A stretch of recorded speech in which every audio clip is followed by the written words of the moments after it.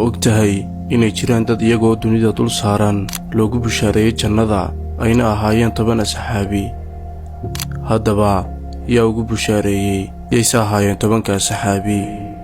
waxa ugu bushaareeyay nabigeenu naxariis iyo nabadgelyo korkiisa ha ahaatee 10 saxaabi oo ku hareereysnaa jannada iyaga oo nool oo dunida jooga, waxaana ay ku gaadheen darajada dadaalkooda iyo dhibka ay u mareen diinta darteed. waxaana kala ahaayeen 10 saxaabi: أبو بكر الصديق، عمر بن الخطاب، عثمان بن عفان، علي بن أبي طالب.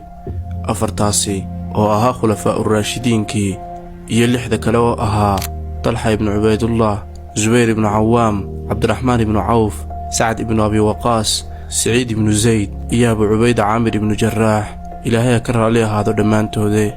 haddaba horuma u maqashay 10 saxaabi. haddii aad haysaa ma rabto akoon iib ah nagala soo xiriir nambarka profilka saaran.